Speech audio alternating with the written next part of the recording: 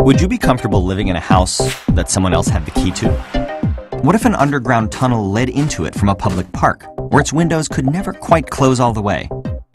Would you trust it with your safety and your privacy? The internet is that house. This is not to say never go into the house, but rather you should know the hazards before you store all of your valuables there, and do what you can to protect them. So why is it insecure, and why can't we just fortify it until it's safe? Well, first of all, the internet was not originally built to be what it is today.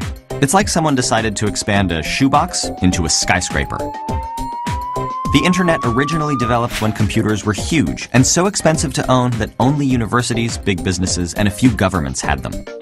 The point, originally, was to let these massive supercomputers talk to each other. And as soon as two computers could send information back and forth, we had a network. The network gradually grew until personal computers emerged in the 1980s, and then it exploded. Soon, people were not just talking to each other, but also exchanging money, playing games, reading news, shopping, and doing everything we associate with the internet today. Other devices started talking to the network too. Phones and cars and refrigerators and elevators and power plants and much, much more. But the ease of all those devices talking to each other came at a price: security. One computer could send another instructions to delete everything on it or take it over. We call these viruses and malware. Or one person could steal another's identity by guessing, cracking, or extracting a password. Vulnerabilities such as these will never completely go away because they're built into the internet's very architecture. Criminals use them to steal billions of dollars, governments use them for surveillance, and hacktivists use them to further their political goals. Between 2004 and 2013, over 1 billion records of personal information were stolen or leaked through data breaches of major organizations. As a thought experiment, let's imagine what a perfectly secure internet might look like. Users would not be allowed to download or install anything onto their computers.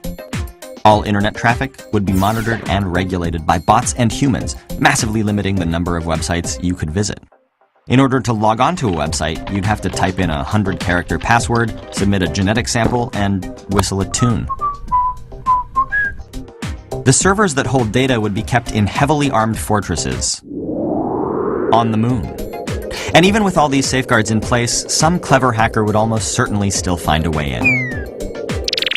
The good news is, even with our flawed internet, there are simple things you can do to protect yourself. And there are a lot of people committed to making the internet more secure. The house that is the internet may be built on a shaky foundation, but it's been a home to innovation and an unprecedented free exchange of ideas. It's up to us to make it livable in spite of its flaws.